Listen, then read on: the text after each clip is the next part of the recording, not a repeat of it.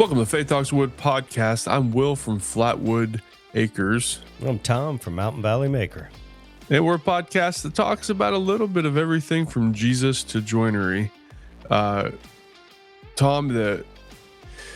this week has been kind of crazy.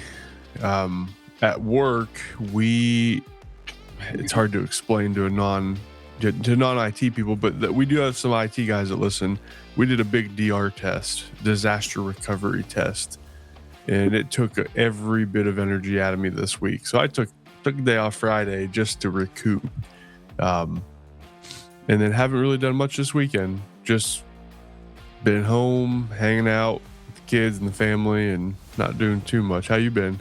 I've actually been busy the last few days. Last year I fenced in 90% of my yard, and one quarter I still had some grading and stuff I wanted to do. It's where I'm gonna build a greenhouse, and so anyway, finished the fence this weekend, and I finished the grading and did the fence, and then got the area where I'm gonna be building the greenhouse all done. And so yeah, it was pretty exhausting, but it's very exciting. I'm getting ready to build my wife a greenhouse. Nothing huge. It's going to be like 12 by 16, but it'll be very nice for her.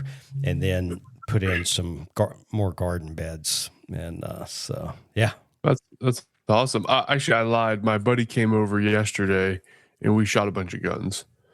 So that was fun. Oh, that's cool. I shot a fully automatic handgun. Let me just tell you, that was fun.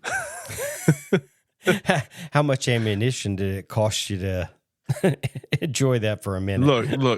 Look, antics, man. That's just the minor details. Yeah, it was a lot of fun. But I got buddies that go shoot all the time, and I'm just like, all right, how do y'all afford this? Like, man, the cost of ammo is just ridiculous. I'm like, I never shoot my guns because I don't want to pay for the ammo.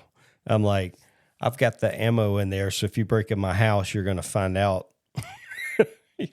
how good I could shoot a long time ago. But yeah, man, I don't know. I had a buddy come over and we shot some pool, a little different shooting. But it didn't cost me any money. Yeah, we played for about 3 hours and didn't cost me a dime. I like it.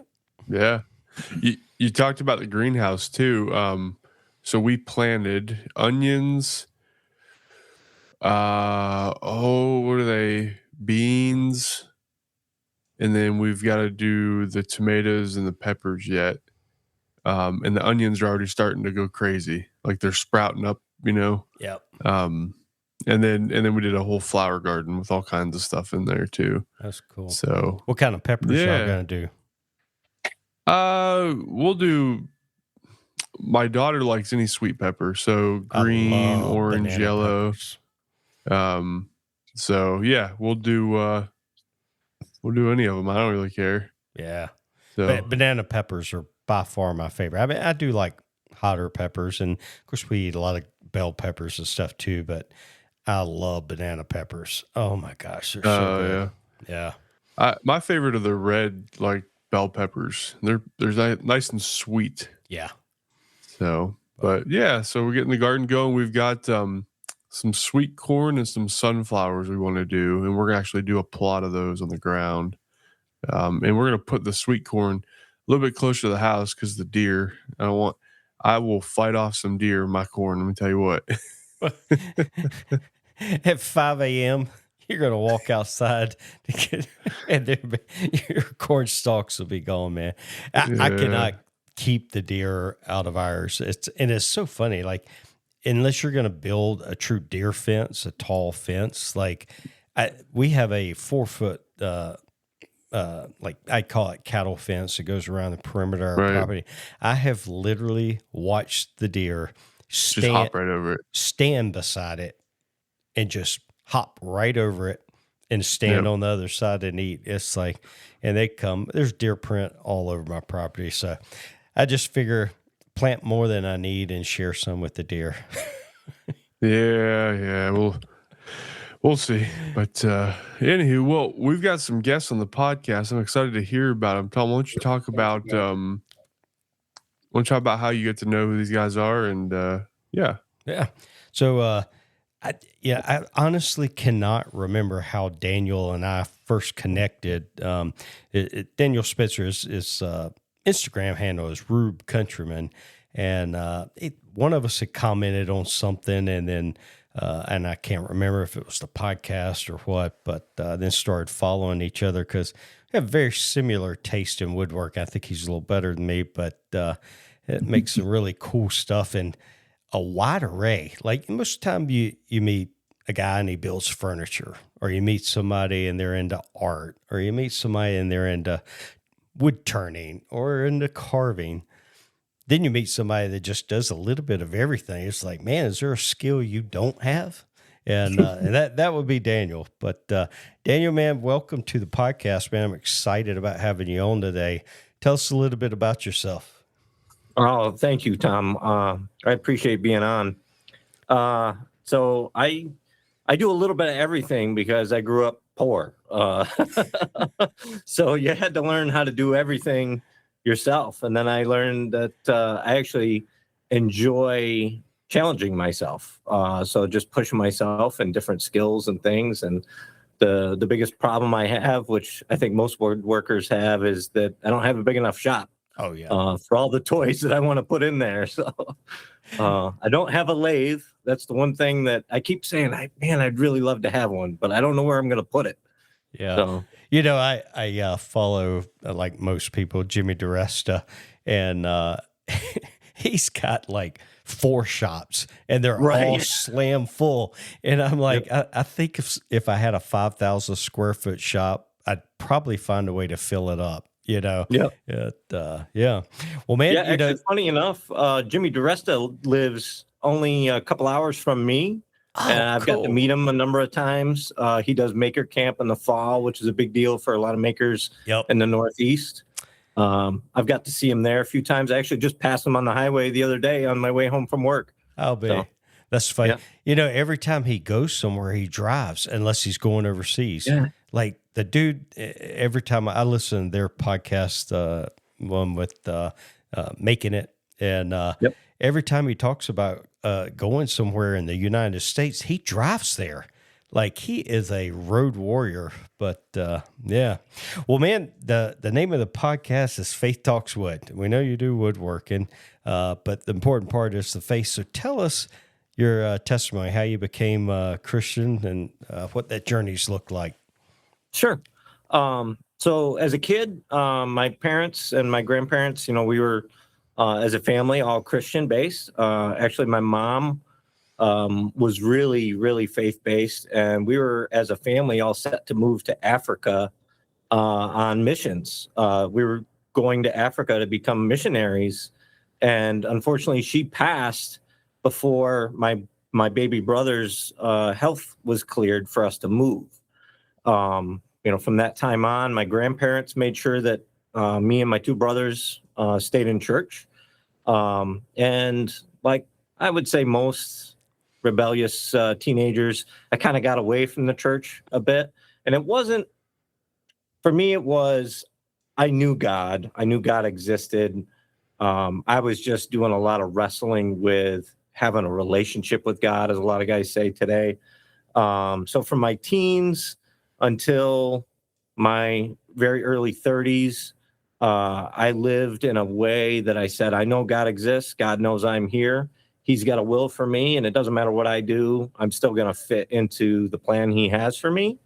So I wasn't going to church. I wasn't living the way I should be. I did a lot of drinking. I did a lot of life in my own strength, or lack of. So there was a lot of mistakes in there. And we had a daughter. My wife and I had a daughter, and she was a key tool that God used to get me back into church.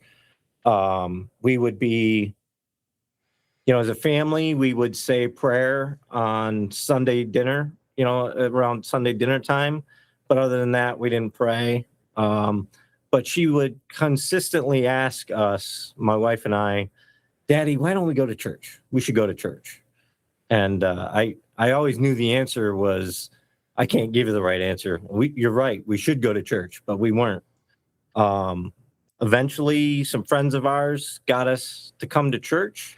And naturally, it's the church we're at now, and we quickly made it a home. We were adopted by the church family here, and I really got to learn what, the body of Christ was for, the people around us were for. And I learned that living in isolation, living on my own, doing things in my own strength was just, it's living on a shoestring of life. It was so hard. And now I'm, 110% full-fledged going for whatever God has given me. We talked about the woodworking stuff. All the gifts, skills, talents, blessings in my life are not for me. They are for the body of Christ.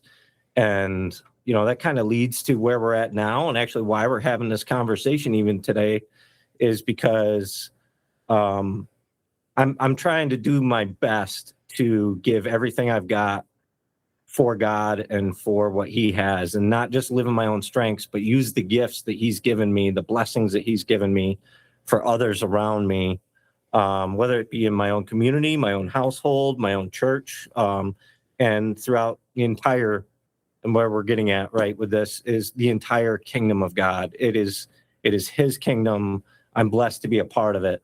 And I want to make sure I'm doing my best now for him, since he kind of looked the other way long enough to let me do all the stupid and get that out of the way.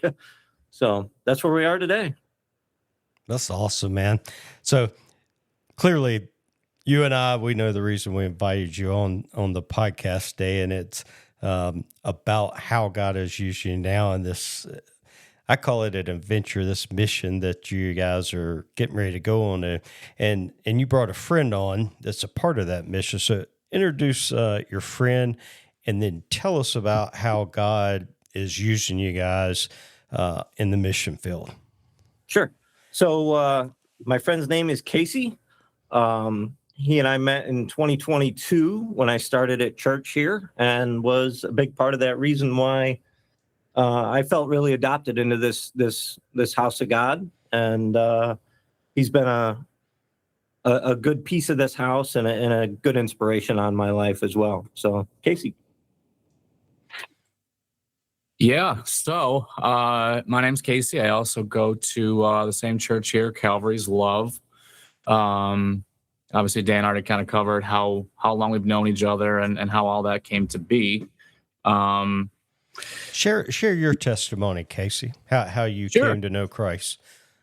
So similar to Dan, I was raised in it. My father was a pastor for 21 years at a local church, a different one from this one. So I was raised in it. Once I became old enough to make my own decisions, same thing. I strayed away from the faith. Never wandered too far. It's not like I got into some crazy things and have a testimony on how God got me out of it. But similar to Dan, I started kind of living life on my own terms, thinking that I had my own plan, I had my own will, I had my own goals and dreams.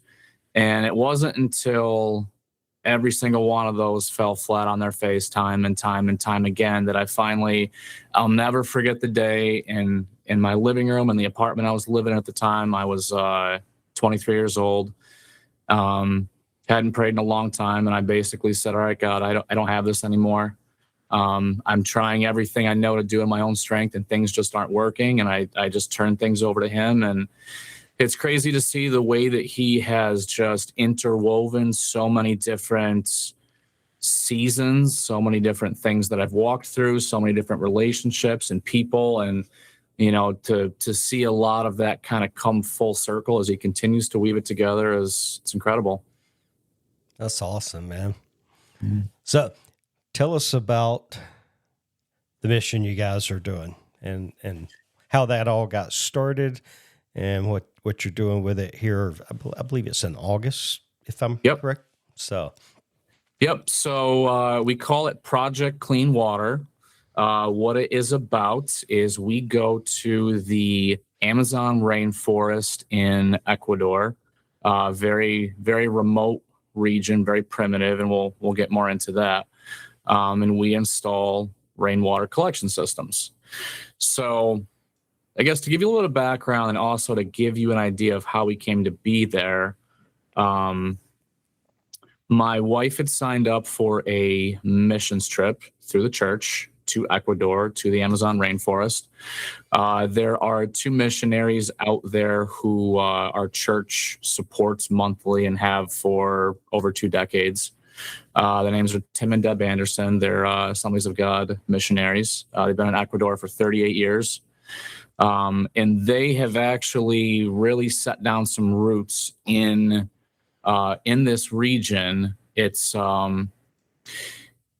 and to kind of give some context, Ecuador itself is a bit of an impoverished country outside of the capital. The capital is very modern. Outside of that, it's very rural. It's very poor.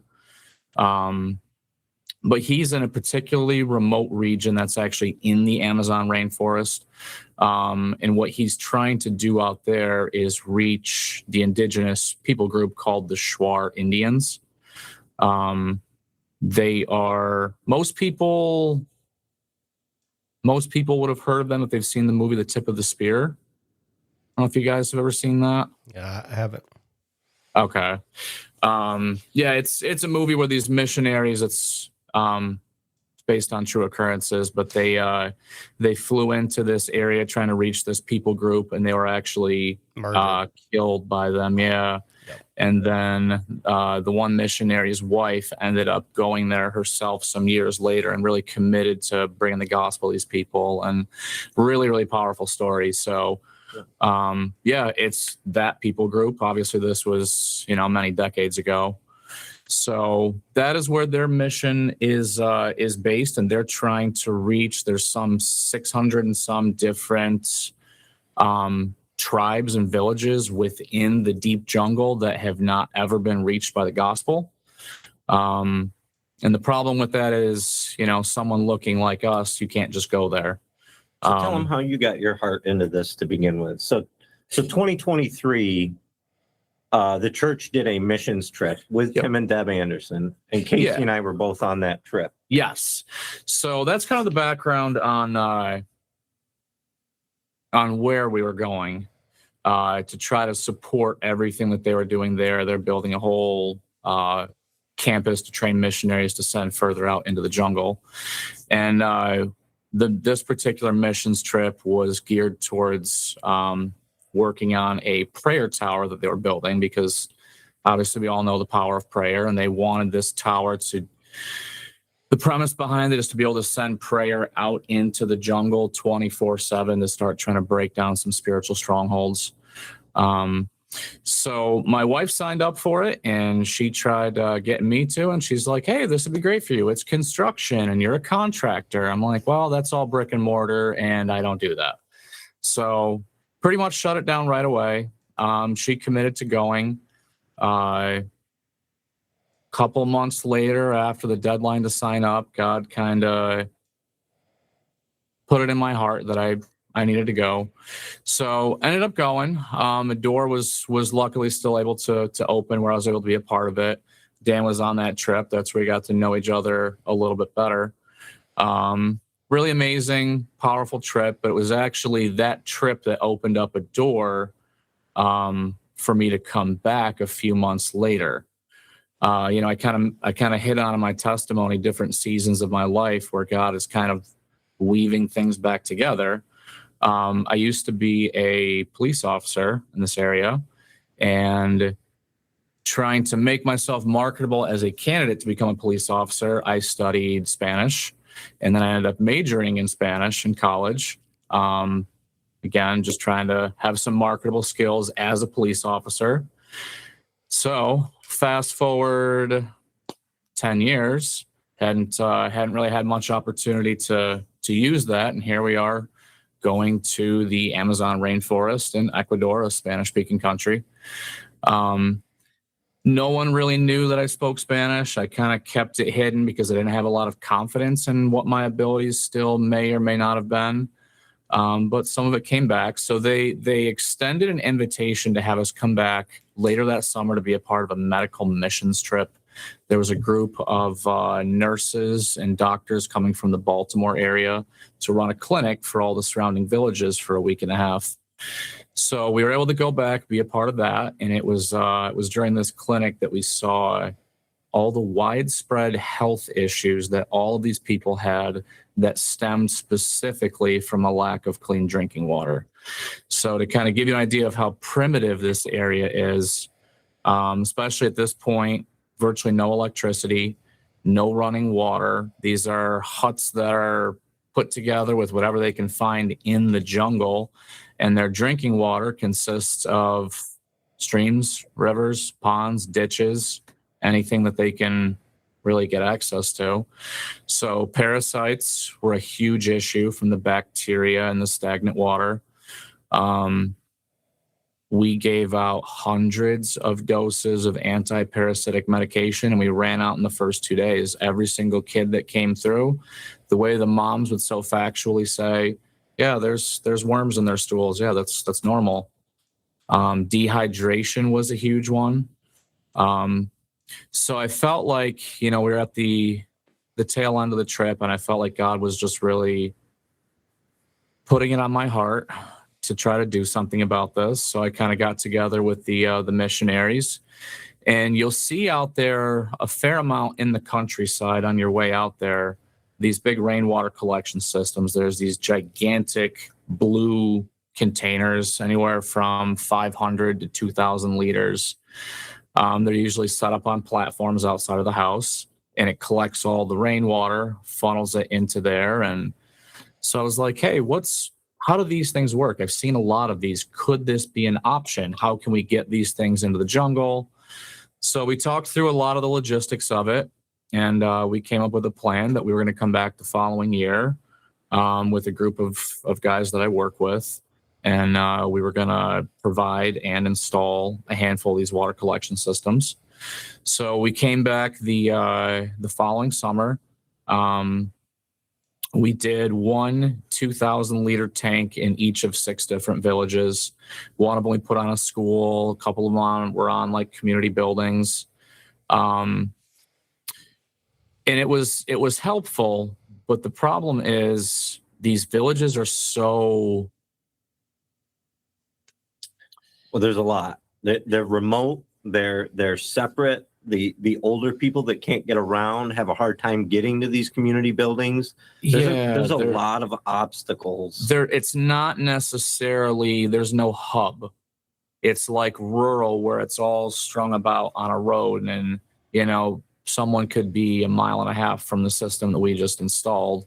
So it really doesn't benefit anyone except the people that happen to be blessed enough to live close to that. So we knew we wanted to do more. So we kind of went back to the drawing board, and we came up with the idea of doing a smaller system.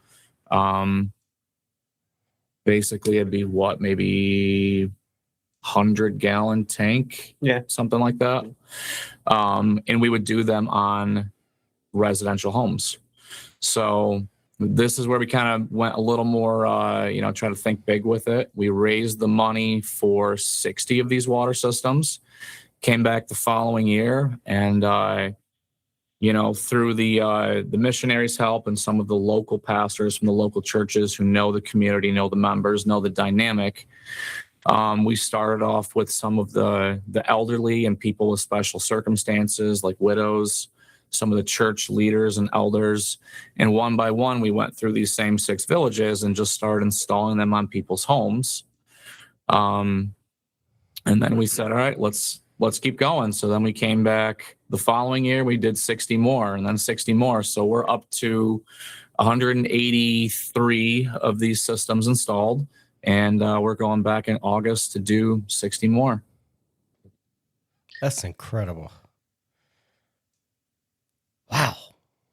Go now, ahead. when you say system, what all goes into that as far as like, tell us about the setup, about what it is, what kind of filtration system, Sure.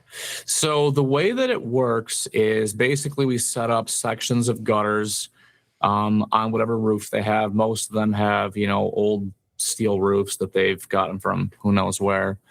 Out in that region, it rains an estimated 300 inches of rain a year.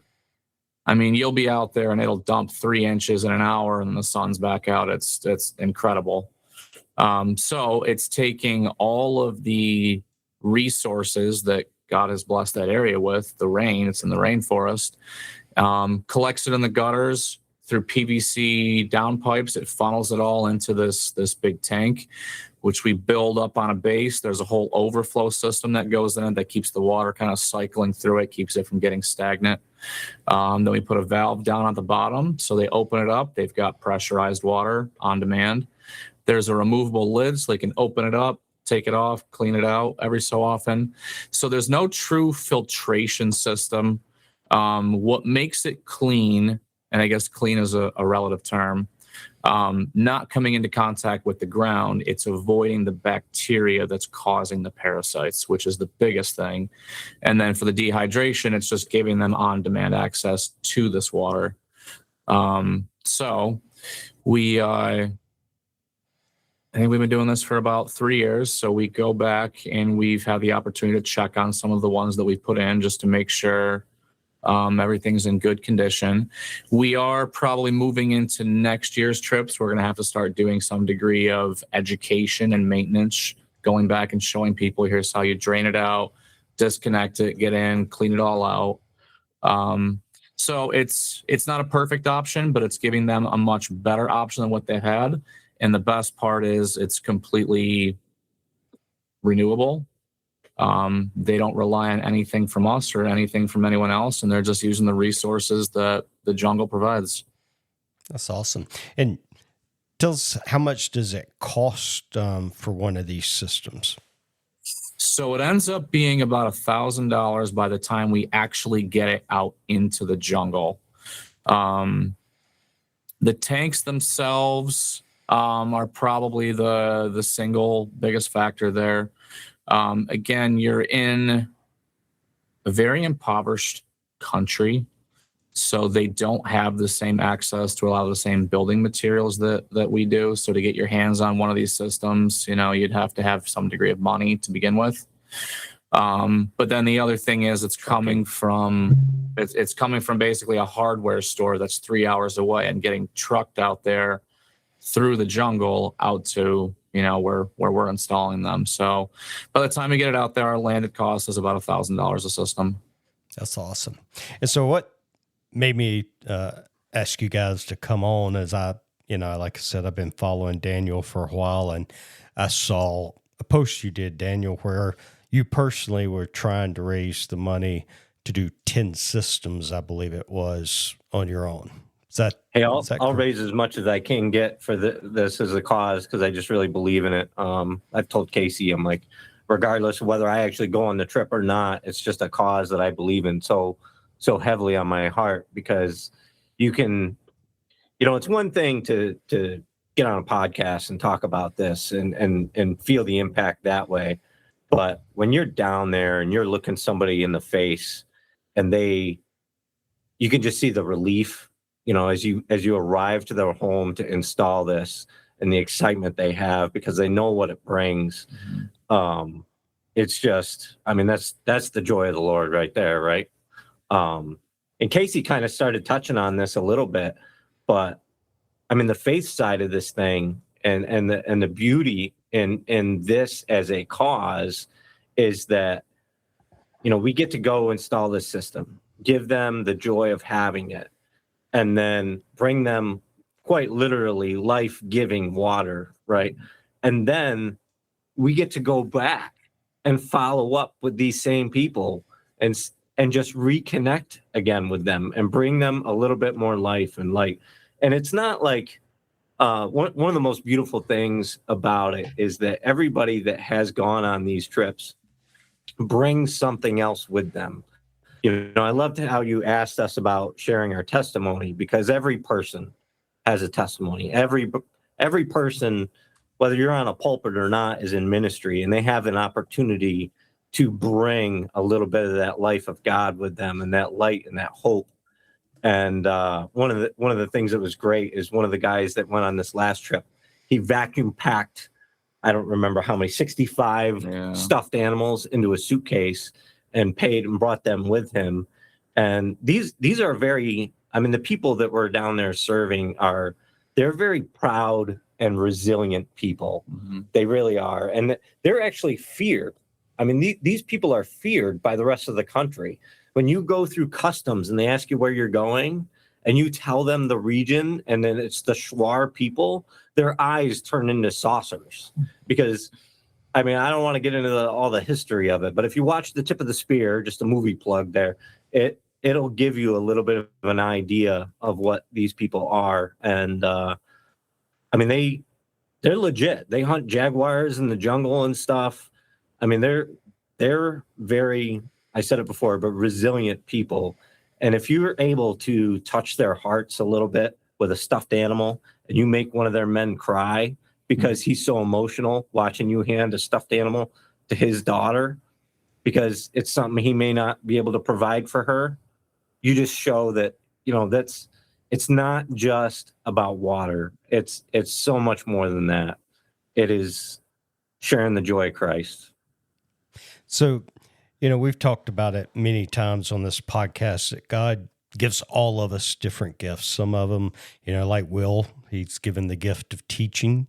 I think he's given me the gift of encouragement.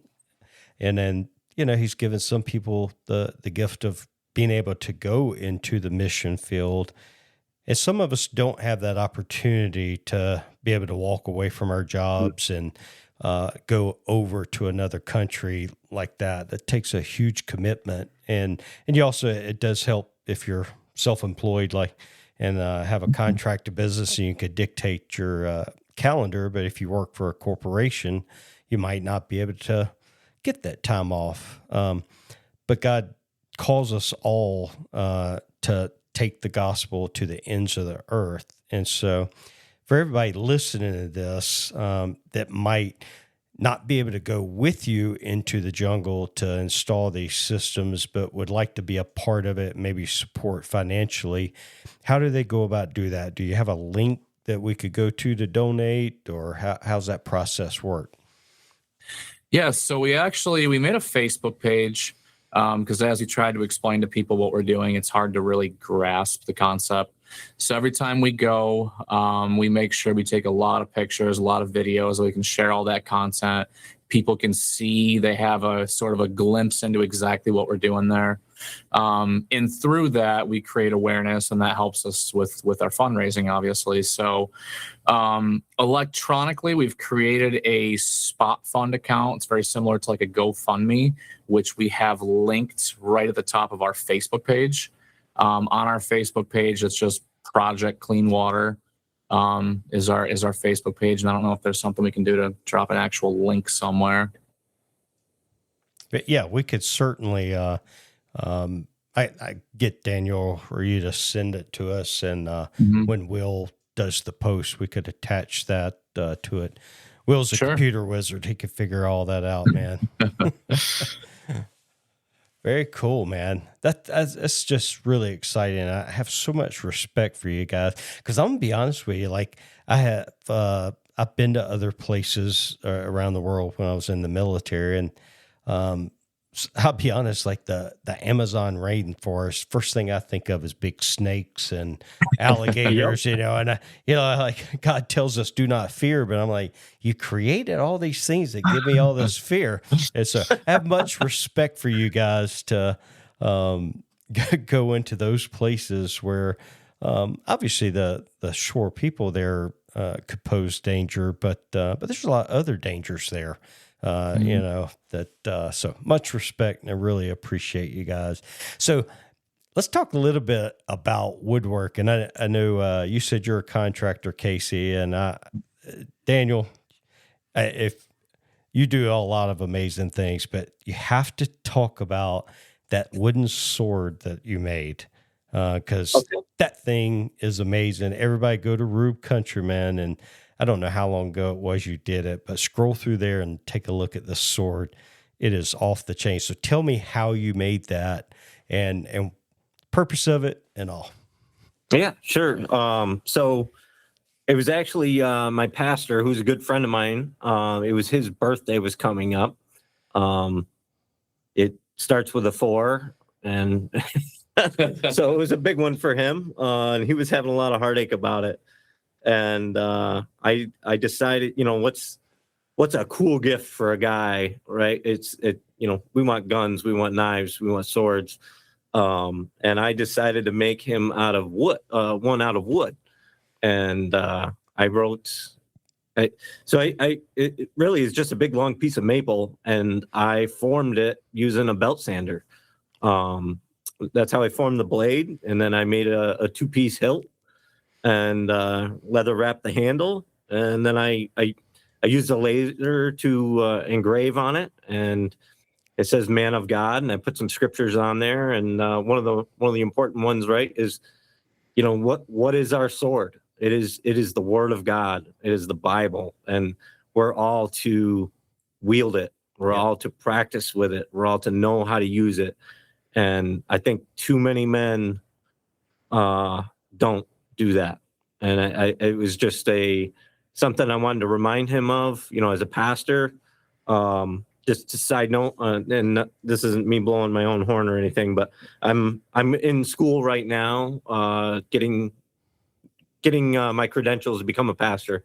But one of the things I'm reminded of all the time is that you need a personal relationship with God before you can share anything else. And one of the things I try to do is read the Bible myself, for myself, before I do any group study stuff or sermon study prep or school study prep. You got to have your own relationship with the Word of God before you can share it with anybody else. So it was just a reminder token for him to put on his wall that he's got to be in that Word on his own every day. And I think he is. It's just, but yeah, it was just something cool to make, and I made it, and I've had a couple requests to make more actually since. So That's cool. Pretty neat. Now, where are you going to school for your pastoral studies? So it's a school. Actually, it's local, but it's online. So it's called Lead Psalm. That's the name of the school. Yeah. Okay. Now, I don't know if you talked about what do you do for a living now? Oh yeah. So I guess I'm an interesting guy. So I'm an engineer, a process materials engineer for the largest defense contractor in the world. Oh wow. Okay. Wow. I also volunteer at our local community center here. That's part of the church, and I serve at the church. And there's a lot of moving pieces to the puzzle of Dan Spencer, I guess. No, that's I'm the same way. I mean, we all have our things, right? I mean, I've been playing drums my whole life, played in Nashville, and I'm a head of IT for a $1 billion corporation. I'm a Nice. I like learning new things, and when I get to do woodworking, I try to do that, but that doesn't happen often. You just got to be ready to fail. Right. That's the key, right? Well, it's funny, talk about shop. I've got, this is probably 6-8 months ago. Our church, we do communion every week. It's an important part of, our weekly gathering. And I was asked to make a separate communion tray out of like a piece of cherry. We've got some people that are meeting in another location. It's a whole story. And so I made this gorgeous piece of cherry, and I put a bunch of holes in it. You have little cups in it, and well, now our church is growing, and now we've got people that are gluten-free. And so they're like, "Hey, can you make another one of those? But it's just going to be for gluten-free." I'm like, "Yeah." So I've got this cherry blank glued up, and I'm going to make it into a circle and then do it that way. And so I've got that out in the shop to work on. I've got it glued up. I've got the circle drawn. Now I've got to get the bandsaw and do the thing. So, but I bet that'll take longer to lay out, just getting all the spacing correct, than it will to do it, right? yeah, I've had a couple ideas. I thought about doing it with a laser, like getting my spacing with the laser, doing it in light burn, and then just putting it in there, and then just doing light lines, so I know exactly where to do it, so I don't have to do the. Yep. That's exactly what I would do. Yeah, you can lay yeah. it Just out on use the this as computer. an excuse to buy a new CNC. A new CNC, yeah. There we go. There we go. Actually, but you know, funny. So I was in the shop this weekend, but I wasn't doing woodworking. So I work for a bank, and of course, we're a bunch of golfers. And I stopped golfing years ago, and then we moved back from Tennessee, and I left my golf clubs in the attic of our house that we sold. And so I get here and like I gotta pick golfing back up. And so I got a set of golf clubs, some guy on Facebook, and it come with this cheap putter, and I don't like it. It just doesn't feel right. And so I was at a garage sale this weekend, and I saw a putter, and I paid like $2 for it. But the weight was nice, but it was in rough shape. So I got the wire wheel out with the angle grinder, and I wire wheeled this thing, and I spray painted it and put like 4 coats of spray paint and 4 coats of lacquer over top of this thing, and it looks awesome now. So I was in the shop, not woodworking, but restoring a putter. Whatever it takes. whatever it takes, right? Out in the shop doing something. Speaking I really of, thought you were going to say you made a putter out of wood. Oh no. well, dude, That would be fun. dude, at the big show in Vegas this year, there was a company there that had wooden putters. Really? Yeah, and it made me think. I was like, man, I'll have to make a putter. I don't really need one, but it'd be kind of a fun project. Yeah, I think the it'd head be cool was to make wood. make one out of Osage orange. That'd be fun. Something like that, or like what's that stuff you put in the ground? I'm drawing a blank. But you know, that wood that's super heavy and super dense. It'd be fun to make a putter out of something like that. Yeah, I would never have thought of wood as a putter, but they had a bunch of them. They were beautiful. Well, that's what all the old golf clubs are made out of wood. Yeah, I think the drivers were, right? Yeah. Yeah, the three Yep. like 3 woods and stuff like that. Made out of wood. Oh yeah, So- all the old ones were. It's Yeah. just I think we've gotten so used to all the composite materials and the way they're modern made now that you don't think about it. But yeah, Yeah. So Dan, you go by Dan? Danny, Daniel. How about Frank? So Frank, what you got in the shop right now? Right now, some end tables. I made some for the wife for Mother's Day, and she's gonna laugh and probably yell at me now, but I made some for her for Mother's Day, and I scrambled to get them done, and I brought them in the house, and she choked up for all the wrong reasons. She did not like them. Oh wow, that's rough. It took all day for me to get it out of her that she, for her to admit that she didn't actually like them. But so I've got to make some new ones. Oh no. Well, what was it? The design or the woods? I think they were a little bigger than she wanted, and I think the color wasn't quite what she wanted. And So when they they weren't sit, quite what you wanted. what's that? They weren't quite what you wanted. Right. And I've spoiled her now, so she knows that I can do so many things that if she doesn't like it, she's going to eventually get what she wants. Yeah, throw them ones up on Facebook Marketplace or something. Yeah, I'm going to have to do something with them. that's funny. Hey, Casey, you want some end tables? There you go. So Casey, So- I know you said you were a contractor. Do you do any other woodworking, making stuff? What do you kind of specialize in? Honestly, you guys might as well be sitting here speaking Chinese. It's all going right over my head.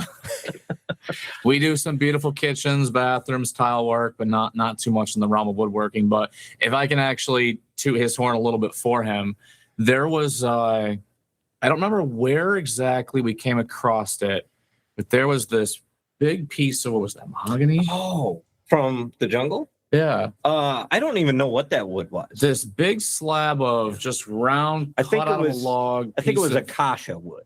I'm not sure how to pronounce that. ACACIA Oh, something. Acacia. Yeah, I think Yeah. that's what it was, but I'm not Okay. sure. So somehow we come across this, and my wife is like, "Can we bring this home? I'd love to do something with it." And I'm like, "I'm gonna get that in my suitcase." Like, no, we're not bringing that home. So some of the guys on the trip went behind my back. I think they cut the thing in half so they could fit it in their suitcases, bring it back, and then like a month later, Dan shows up, turn this thing into a table. I'll let you talk about what you did. It's gorgeous. So it was a cookie, right? It was a slice of a tree, and it was only like an inch thick. But whoever did it with a chainsaw down there in Ecuador, they cut that thing really well. Like it was uniform all the way across. So that part of it made it all right. But I put it back together, and then I laser engraved on it, and then I stabilized it with 2 pieces of 3/4 inch plywood underneath it. And then I poured epoxy over the whole thing to seal it so that as a cookie, as they expand and contract, it wouldn't mess up too much. But I engraved a map of the country of Ecuador, and I used the Ecuadorian flag colors in the epoxy Yep. in the cracks that were already in the cookie slice. And then I put Casey's name on it, his wife's name, and they just had a beautiful baby girl and put her name on there. And that's a whole nother piece of this guy's testimony here that he's not sharing, but they tried for years to have a baby, and so many people were behind them to have it. And she's, that baby girl is such a big part of this house, this church, but also, his heart and Kate's heart, and where they're going with this whole journey of, who knows what the future has for that little girl in Ecuador, but Yeah. they're really attached in that regard too. So, Yep, she'll be 18 months old in August, and we're bringing her to the jungle. It'll be an adventure in and of itself. That's incredible. Yep. Is there a picture of that table on your Instagram? there is. I would was have to looking for it. search I couldn't find it. Oh, if there's not, I'll post it again. That and the sword. Oh wait, Yeah. Here we go. Nope, that's a piece of ash. Interesting. Yeah, that's pretty neat. You guys talk about water. We don't realize how blessed we are. I mean, we live out in the country, and I've got a 150-foot deep well, and our water is, kind of that egg smelling. We won't drink it. Sulfur. Yeah. Right, sulfur. Everything goes through filters before we drink the water, but it's fine. It would be fine. And here we are complaining about our well water, and there's people around the world that don't have water at all. Yeah. Yeah, that's the one thing that when I hear people griping about America, America's not perfect. There's not a perfect country on earth. Amen. But because there's no perfect people living in them. And but I will say I still think America is by far the best place on earth. And when you talk about the simple little things, like I don't care where you are in this country, you can go get a fresh, clean drink of water. Yeah. We got water fountains. I can walk in, stick my water bottle under, and it fills it right up. I mean, they're everywhere. And people take that stuff for granted, and they don't realize, like, homeless people in America are wealthier than what people live in third world countries, because they can walk into a store, get a fresh glass of water, go to the bathroom. It's absolutely incredible, and we take it for granted every day. And we're very, very blessed. Yeah, it's something too to think about. water. So the first ever mission trip I was on was after Hurricane Katrina. We went down to New Orleans and did some relief work, and we went back a second year because of, the impact, and there's still more work to be done. And it's amazing how water affects in different ways. But then you read John 4, and Jesus, the woman at the well. Yeah, 4:14. I'll give you living water. Yes. I'll give you living water. And so, I've seen the destruction of water when you're driving down the road and there's water lines on the peaks of houses. And at the top of the peak, there's a circle with an X through it. In each quadrant is how many people were found alive and dead. Wow. Right. Wow. And so you see that, but then you guys have seen the other side of, they just don't have the right water to drink, and it's basically killing them. It's like in the how God cleared the earth with a flood. I think there's something bigger than water than we think. But I think the most powerful thing about the water systems you guys are going to install is kind of like it talks about Jesus would give them living water. Well, you're going down there and meeting their physical need first of clean drinking water. But man, how thankful are those people are going to be, and be much more open to listening to the gospel when you come back, so. Well, yeah. And you can roll into John 4:14, right? That's it's a natural segue into the gospel, right? And I'm assuming you guys are doing that as you're down there. Yeah. So the Project Clean Water side of things is really the installation of the water systems. That's the main thing, right? Is as we fundraise to go down, it's the whole project. And one of the beautiful parts about it is it's not associated with any one church. Everybody on the team comes from different churches. So it's not like a church-based missions trip, but everybody that goes on this is a believer. And everybody that goes on this knows that this is a two-part, ministry, really, so to say. So we're going to go give them physical water, and in so doing, we're giving them living water along with it. And you can see, when we went back in February, the day we got there, you wave at people and they just kind of look at you like, why is this random American waving at me? And by the time we left, we had given out candy to some guys working on the road, and we gave out stuffed animals to these little kids, and we installed, it was all above and beyond just the water system. And when we left, everywhere we went, everybody's waving, everybody's smiling. And it was just, there's no way to describe that. There's no way to describe it. But it's not just for us that go. And I took all the film and stuff when we went on this last trip. And for me, it's kind of a wrestle, because I don't want to share it to guilt anybody into giving. I want to share it because I want the people that are giving and that have given to share in that joy and share in that experience, that you're a part of this too. Because it's not just the people, like you said, Tom, it's not just people with the boots on the ground going there. It's everybody that's tied into this.